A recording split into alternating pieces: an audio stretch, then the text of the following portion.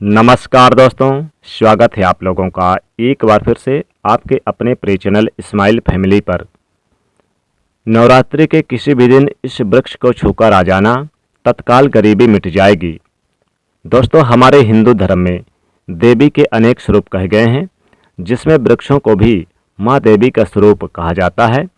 तो आज मैं आप लोगों को पावन वृक्ष के बारे में बताऊंगा। नवरात्रि के पावन पर्व चल रहे हैं।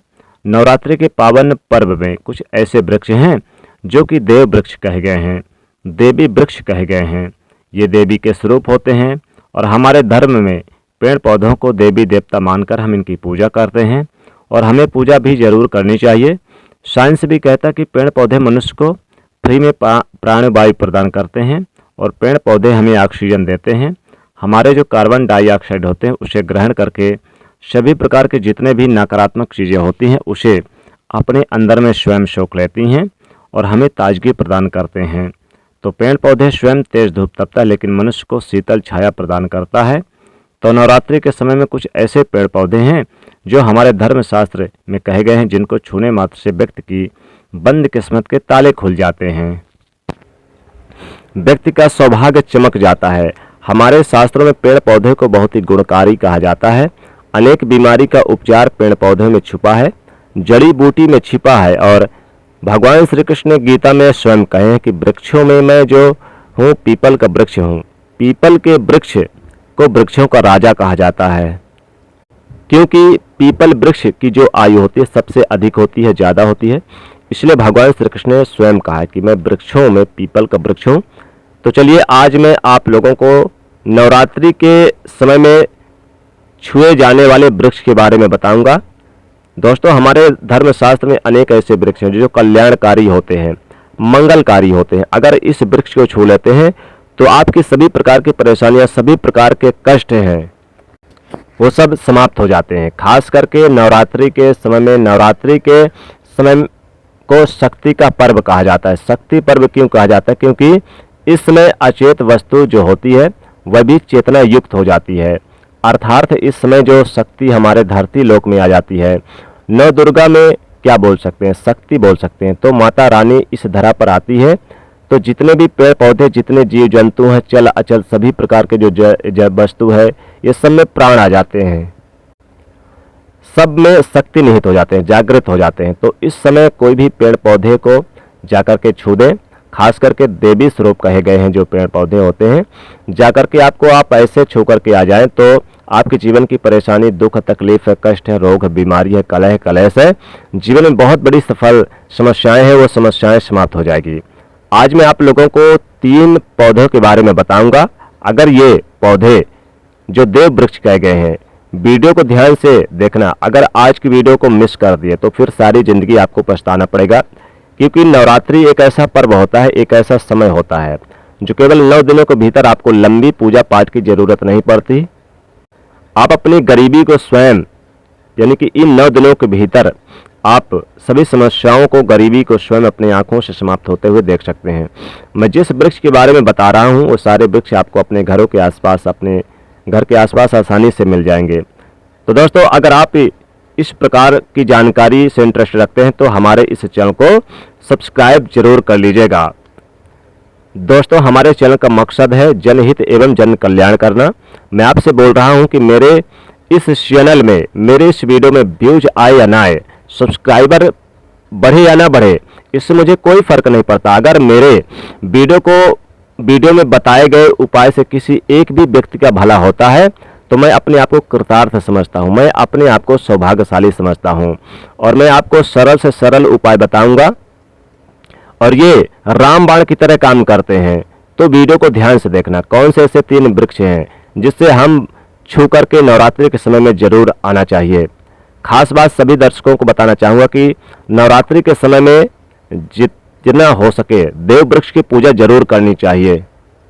देव वृक्ष में कई प्रकार के वृक्ष आते हैं। चलिए मैं आप लोगों को बताना चाहूँगा कि वो कौन से वृक्ष है जिन्हें छूने से हमारी गरीबी मिटती है। पहला वृक्ष है बेल का वृक्ष। जो बेल के वृक्ष हैं ये माता पार्वती के पसीने से उत्पन्न हुआ है।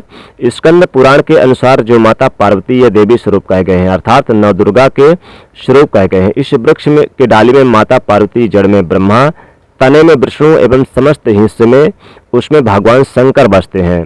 संध्या काल के समय शिव मंदिर के पास नवरात्रि के समय जो बेल का वृक्ष है, इसके नीचे घी का दीपक जलाने से व्यक्ति धनवान, गुणवान एवं पराक्रमी बनता है। व्यक्ति की सभी प्रकार की मनोरथ की पूर्ति होती है। हमारे धर्म शास्त्र में भी कहते हैं कि नवरात्रि के समय में यदि कोई भी व्यक्ति, जी हाँ, नवरात्रि के समय में अगर कोई भी व्यक्ति बेल के वृक्ष को माता नवदुर्गा का ध्यान करते हुए 7 बार छू करके आ जाते हैं, तो ऐसे व्यक्ति की तत्काल और उपवास का व्रत रखे हैं। ध्यान से सुनिए, जो लोग उपवास व्रत रखे हैं, ऐसे व्यक्ति की थकान, सुस्ती तत्काल चली जाती है। जितना हो सके नवरात्रि में संध्या काल में बेल के वृक्ष को जरूर छूकर आना चाहिए। अनेक संत महात्माओं ने बेल वृक्ष के पत्ते को खाकर तपस्या की थी एवं कई प्रकार की सिद्धियां हासिल की थी। धर्मशास्त्र कहते हैं कि अगर नवरात्रि के समय में बेल के पत्ते खाया जाए तो व्यक्ति की लंबे समय से जो मंत्र की साधना है, जाप है, उसके बावजूद जो प्राप्ति नहीं हो पा रही, वो बेल के पत्ते को खाने से वो सिद्धियां जल्दी प्राप्त हो जाती है।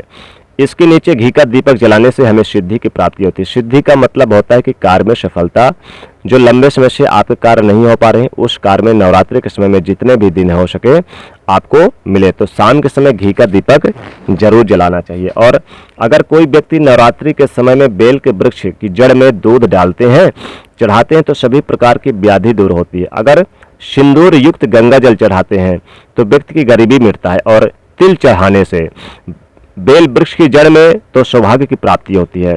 बेल के वृक्ष के तीनों पत्तों को त्रिदेव कहा जाता है, जैसे महाकाली, महालक्ष्मी, महासरस्वती। तो अगर बेल के ये जो 3 पत्ते हैं, इनमें ऐम ह्रीम क्लीम, तो इस प्रकार बेल के 3 पत्तों में ये लिखकर माँ दुर्गा को सिंदूर से लिखकर चढ़ाना होता है, तो तत्काल उसी समय मनोकामना पूर्ति होती है, कार्य में सफलता मिलती है।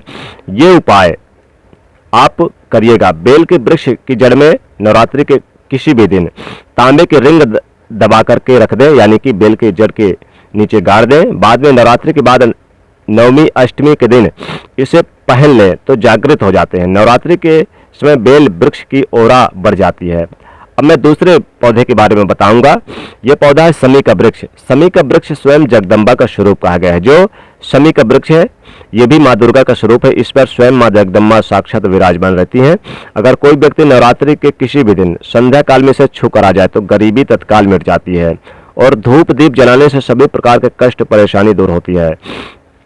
शास्त्र कहता है कि नवरात्रि के समय में कोई भी व्यक्ति इसमें लाल चूड़ी बांधे, अपनी मनोकामना बोलते हुए, तो शमी के वृक्ष में बांधे तो वह मनोकामना अतिशीघ्र पूरी होती है। महिला, खासकर महिला बांधे जो शादीशुदा है या फिर जिनका विवाह नहीं हुआ है, जो अपने पति की विशेष मनोकामना चाहती है, वो जरूर बांधे। तो शमी के वृक्ष को भी नवरात्रि के समय छूने से तत्काल गरीबी बढ़ती है और धन धान की कृपा बढ़ती है, माता लक्ष्मी की कृपा बढ़ती है। तीसरा वृक्ष है दोस्तों केले का वृक्ष। केले के वृक्ष में स्वयं भगवान विष्णु और माता लक्ष्मी जी का वास होता है। केले के वृक्ष को नवरात्रि के किसी भी दिन छूकर जरूर आ जाएं। केले के वृक्ष में स्वयं भगवान विष्णु जी वास करते हैं, तो केले के वृक्ष को भी जरूर छूकर आ जाएं नवरात्रि के समय में। बहुत ही शुभ माना जाता है, बहुत ही कल्याणकारी माना जाता है। दोस्तों आपके आसपास घर में जरूर मदार का पौधा मिल जाएगा। मदार के पौधे में स्वयं भगवान शिव जी वास करते हैं, तो मदार का पौधा भी जरूर छूकर आ जाए। या फिर आकड़े का पौधा। दोस्तों वैसे तो नीम का अगर पौधा मिल जाए, क्योंकि नीम का पौधा बहुत ही शुभ माना जाता है। नवरात्रि के समय में स्वयं जगदम्बा जितने भी 9 देवियां हैं नीम के पेड़ पे वास करती हैं, तो नीम के पेड़ को भी जरूर छूकर आ जाना चाहिए नवरात्रि के समय में, बहुत ही शुभ माना जाता है। वैसे तो पीपल के वृक्ष को भी, यानी कि वृक्षों का राजा कहा जाता है, सभी देवी देवता निवास करते हैं, इसलिए पीपल के वृक्ष को भी जरूर छूकर आ जाएं। पीपल के वृक्ष छूने से गरीबी मिटती है, सभी देवी देवता रक्षा करते हैं। और तुलसी का पौधा भी बहुत ही शुभ माना जाता है, तुलसी के पौधे को भी जरूर छूकर आ जाएं, इससे भी माता लक्ष्मी की कृपा बरसती है, गरीबी दूर होती है। और दोस्तों साथ ही साथ मनी प्लांट का पौधा भी बहुत ही शुभ धनदायक देने वाला होता है, संपत्ति देने वाला होता है। तो इस प्रकार से इन पौधे को छूकर आ जाएं, गरीबी मिटते देर नहीं लगेगी, माता लक्ष्मी की कृपा, माता दुर्गा की कृपा बरसते देर नहीं लगेगी। तो दोस्तों कैसी लगी वीडियो जरूर हमें कमेंट करके बता दीजिएगा और इसे ज़्यादा से ज़्यादा आप शेयर करिएगा, लाइक करिएगा। जय मां अम्बे, जय मां लक्ष्मी।